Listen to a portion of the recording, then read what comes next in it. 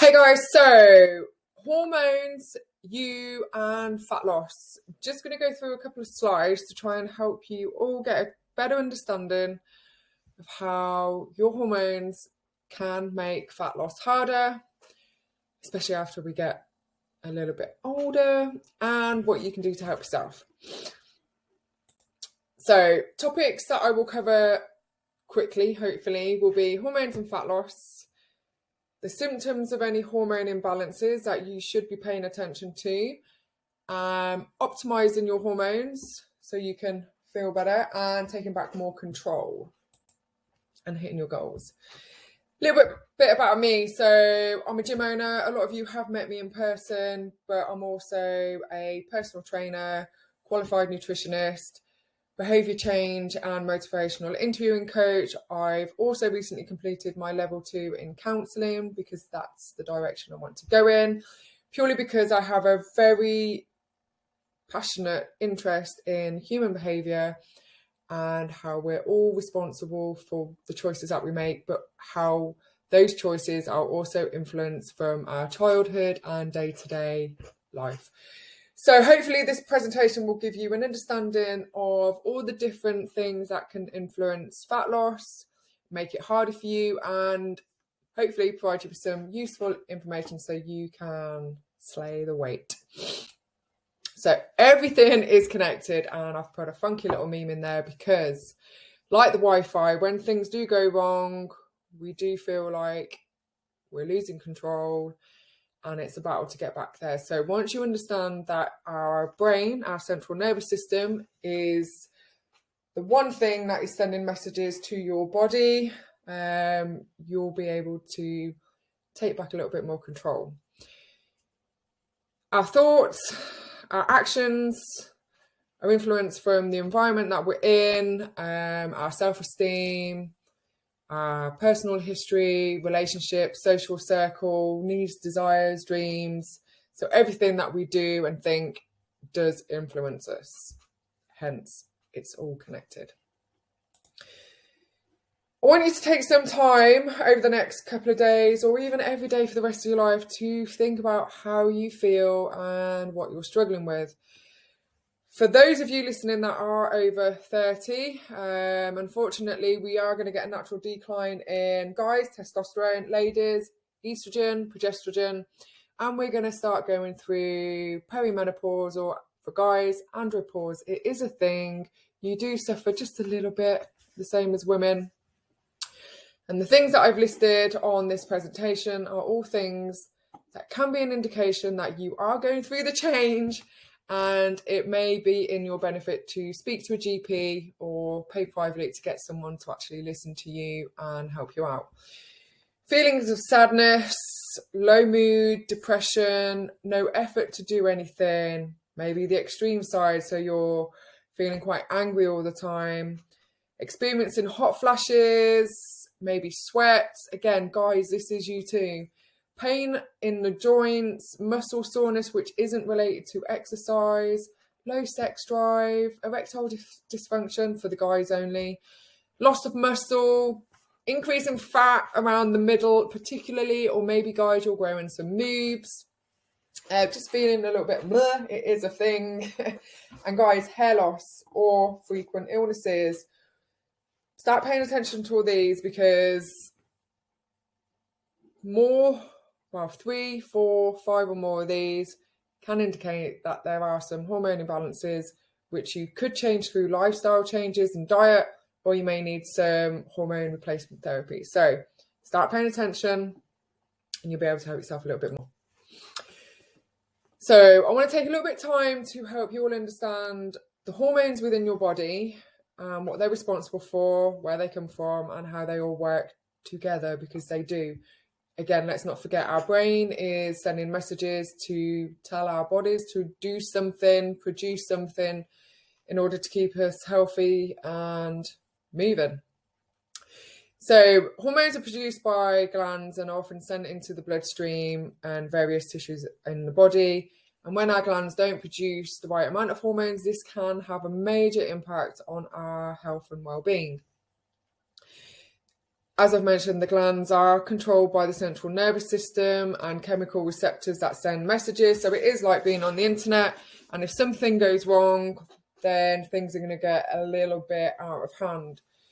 So your hypothalamus is responsible for regulating body temperature. It's going to send signals for hunger, your moods, release of hormones from other glands, control stress, sleep, and sex drive. Then we've got your adrenal glands, which produce hormones that control your sex drive and how you respond to stress and threats. For some of us, it's going to be very high. And then we've got our ovaries, again, only in women.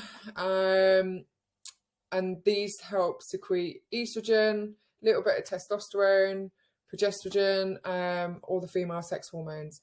And for guys, your testes will have two functions, producing sperm and the production of other hormones, particularly testosterone.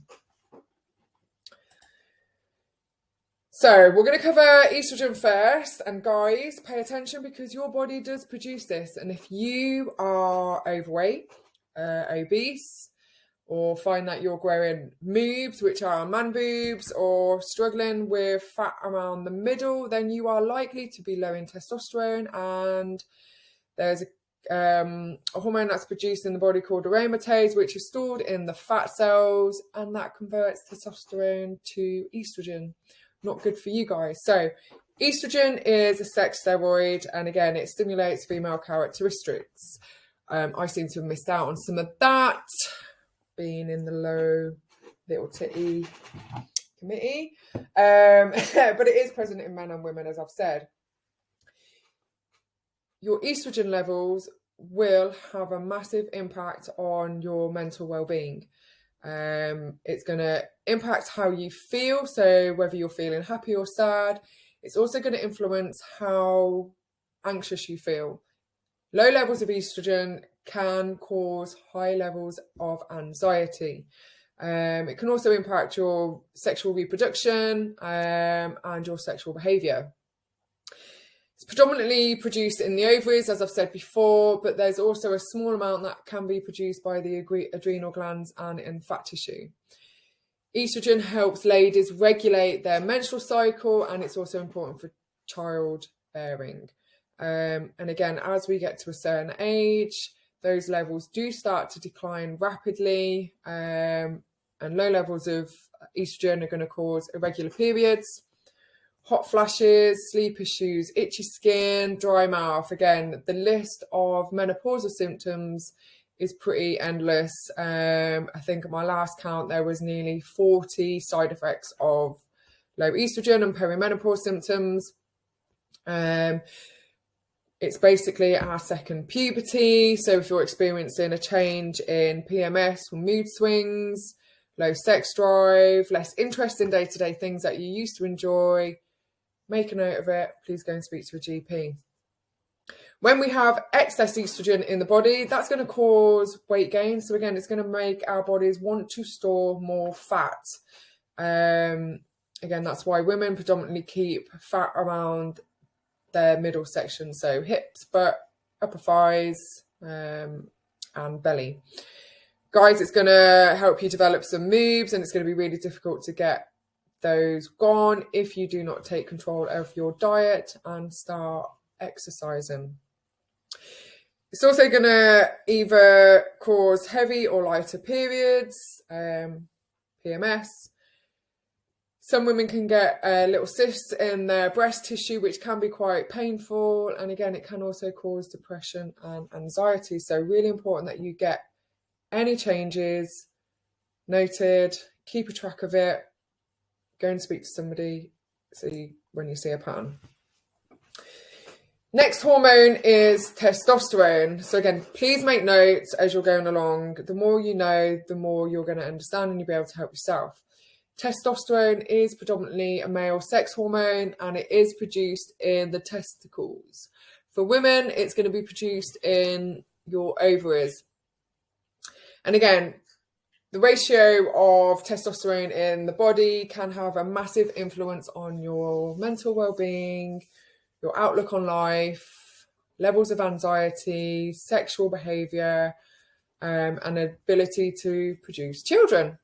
And your body's going to make these things, or your body's going to be influenced by the level of testosterone based on your lifestyle, your nutrition intake, so what your diet's kind of looking like, any medications that you're on, and any supplements that you take. So keep track of what you're doing. Any imbalance of testosterone can have really damaging effects on your health and your sex drive, not to mention sabotage your efforts for fat loss.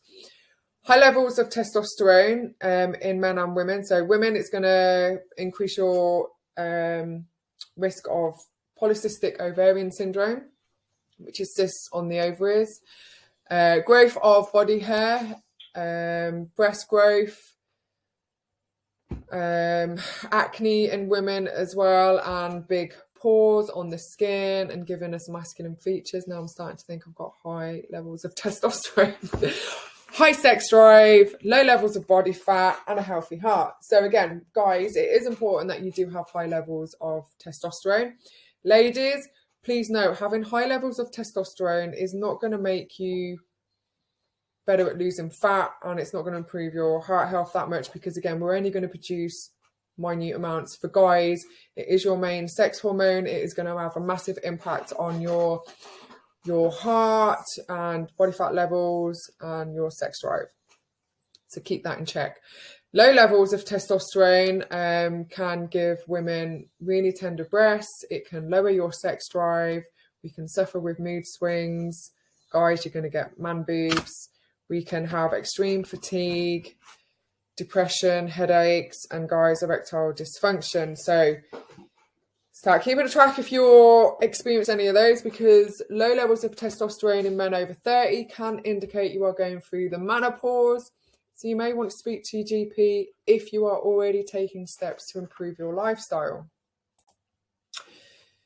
The next hormone that can impact your ability to lose fat is cortisol, which is a stress hormone.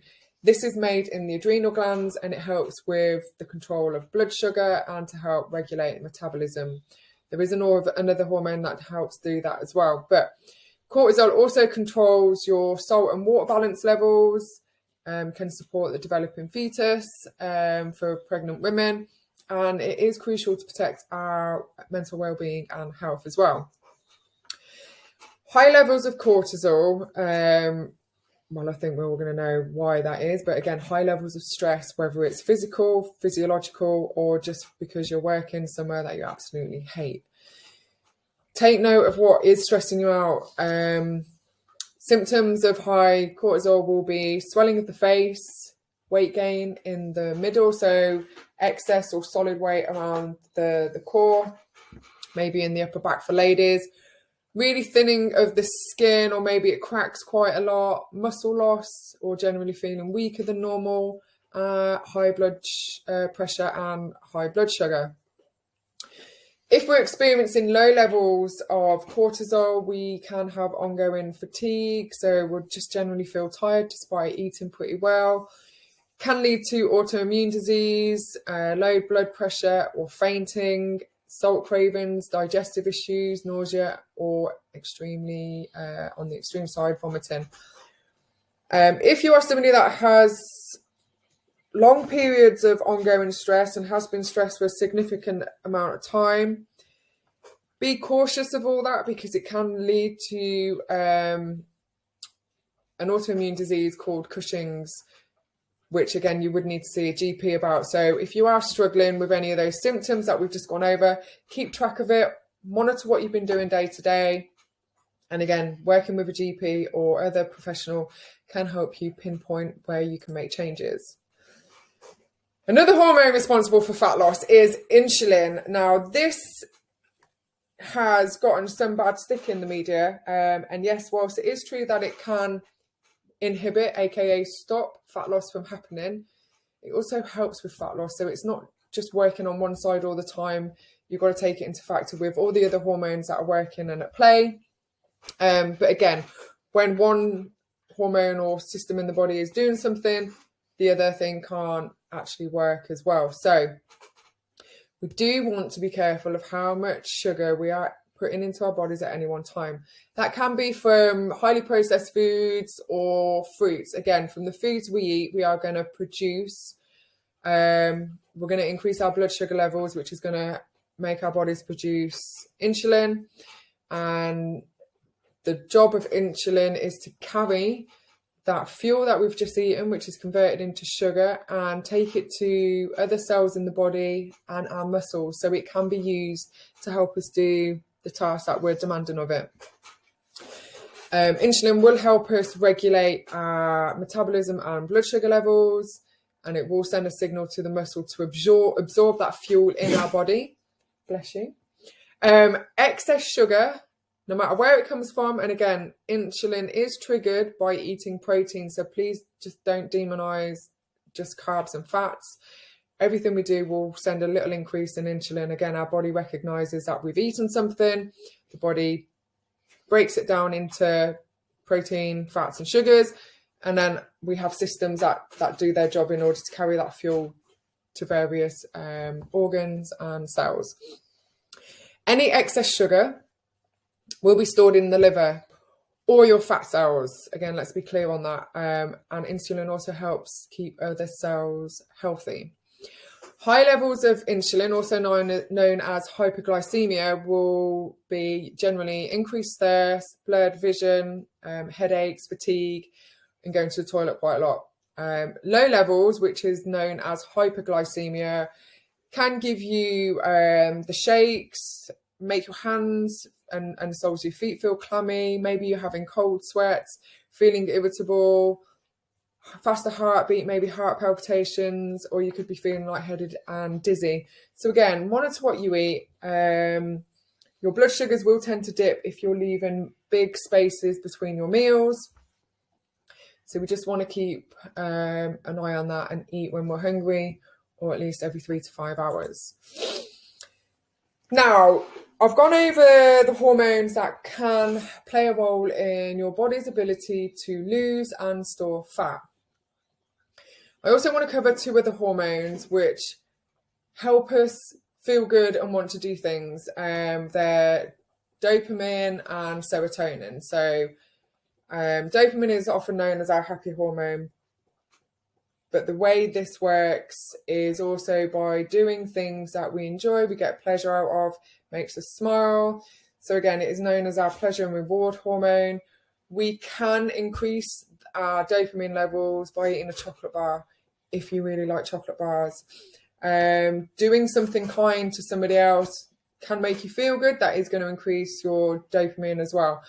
And dopamine helps regulate our moods and emotions. And it can also help influence many other bodily functions, and it can be used to create norepinephrine and epinephrine, which are part of the adrenal system. So when we are under stress, that will trigger in our central nervous system our sympathetic nervous state, which is our fight and flight. So it's going to help us be ready to take action. But there ain't no running from any bears or lions. And these are, well, our dopamine and serotonin levels speak to each other through neurons. So this is activity within the brain. And the more we have them, the more connections they make. High levels of dopamine can lead to addictive behaviours, increased levels of motivation, high pleasure levels, and just having to get up and go to do things. But it can also be triggered by cravings. So be careful what you're doing. And again, it all comes down to you paying attention to the things that you're doing. It can also influence our sleep, alertness during the day, movement, urine output, and ability to learn. Serotonin is another neurotransmitter, and this is getting a lot of, I'll say, media attention, and I'm seeing a lot on my feeds, and I'm not sure if it's just because of the job I do and the people that I follow, but 90% is actually made in the gut, and it helps to regulate the digestive system. Now, if you see things that sell serotonin, the problem with that is it doesn't actually pass through the blood-brain barrier because it is made in our gut. And the only benefits of the serotonin there is to help regulate our digestive system.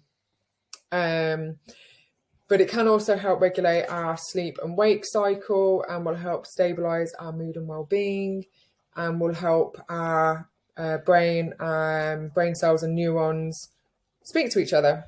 And it can also help heal wounds as well.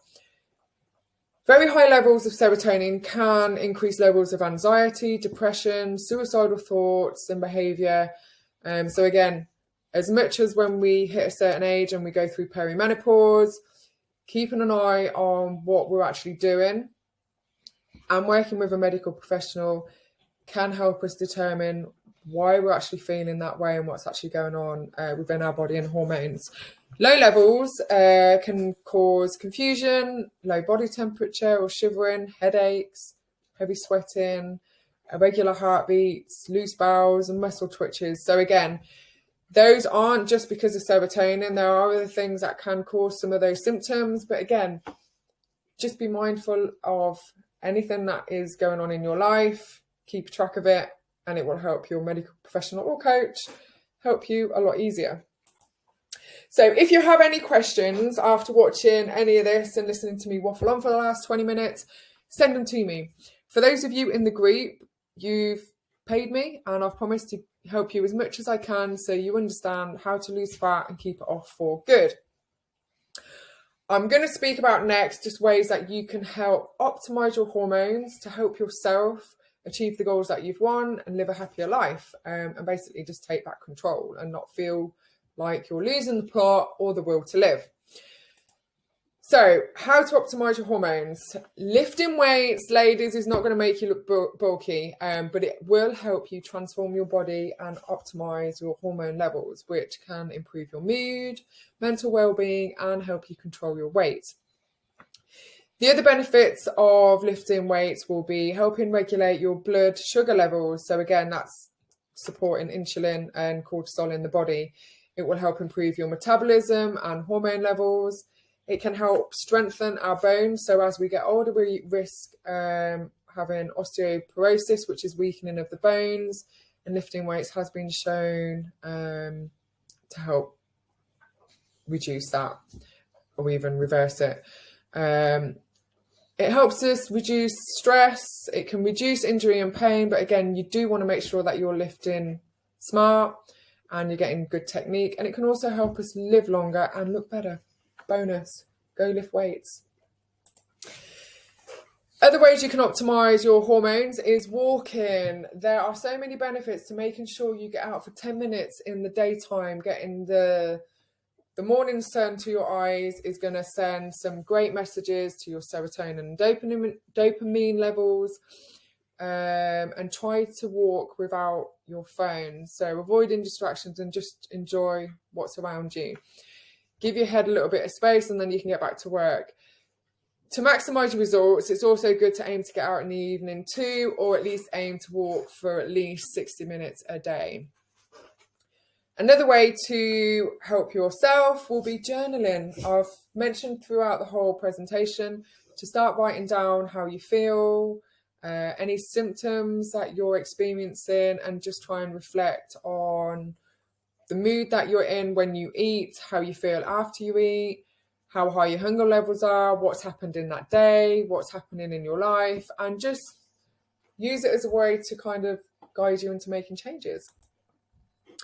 Get social support. Again, it's so true. You are the sum of the 5 people around you. When you have a good environment around you, you feel good. You're going to be more motivated to do stuff. So we all thrive on having human interaction. So please aim to surround yourself with people that are there to support you and will make you feel good. It can be anything. It doesn't need to be imperial bodies. It can be friends, therapy, going to a local club or another gym. Just get out and enjoy yourself, even if it is to have a little rant. Get shit off your chest. Helps us feel good. I am available. Food, protein and fatty acids, along with veggies, will help you feel better. Again, our bodies rely on protein for cells and building muscle. Fatty acids help with our hormone levels, and again, we do want those within our diet. Eliminating fats or going too low in fats will impact your body's ability to produce cholesterol, which we do need, and hormones.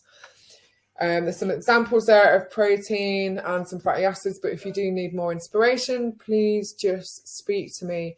And again, when we fill ourselves with vegetables, we are going to make sure our bodies get as many micronutrients as possible, which will be your vitamins and minerals. If you want more information on that, let me know. Again, if you've got any questions, let me know. And you can stop watching here, but I have thrown in a little bonus just to go over food, your hunger levels, and timing. And again, this can help you with your hormones and emotional eating. So for those of you that want to finish now, message me with any questions within the app. For those that are going to keep watching, let's go.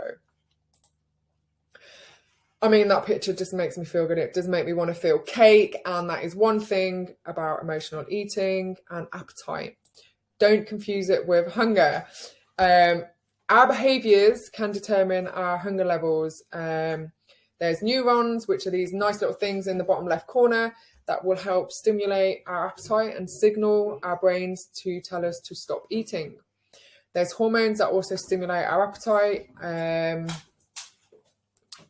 based on where we are, and will determine our hunger levels.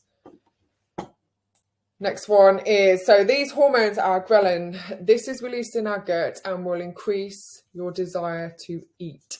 And your brain will start to think of food and give you those cravings, especially if you've not eaten in a while. So if you normally eat at the same times every single day, your body will get used to that and it will stimulate the release of the hunger hormone, even if you're not actually hungry. Again, our bodies learn everything. So be aware of when you last ate, and just ask yourself, is it actually hunger, or have you just stimulated your appetite? Or is it a case of it's just used to you eating at that certain time in the day? Leptin is another hormone which signals to our brain when we've had enough to eat and when we're full, and it's produced in your body fat. So the levels of leptin in your blood can be affected by many things, including how much sleep you've had and when you last ate. So again, getting into a routine, making sure you're not going too hungry, identifying reasons why you may not have slept well and what you can change is going to help you get some regulation back over those two hormones. Yesterday or the other day when I did my other video, I spoke about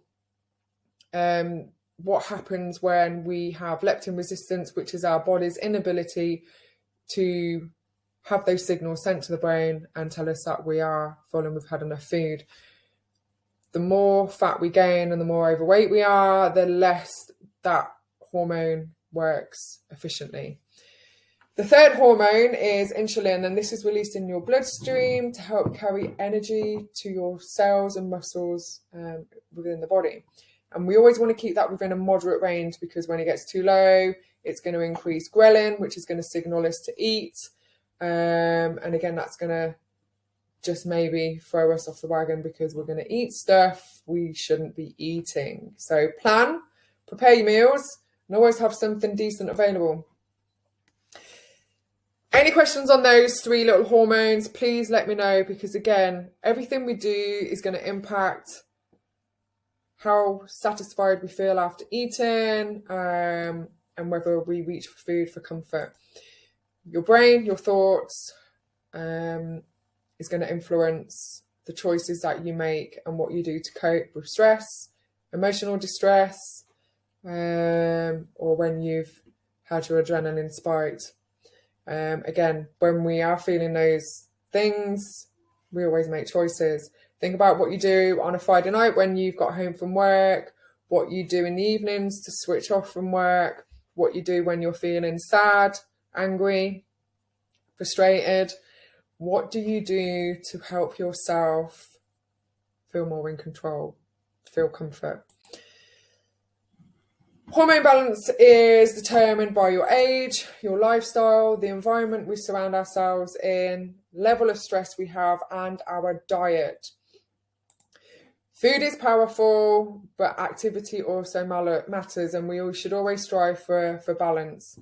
The 6-week winter sleigh is a great way to help you reduce your body fat, but hopefully also get you to question some things that you do day to day. Hopefully this has been useful. I've waffled on for 30 minutes and I'm conscious it is a lot of information.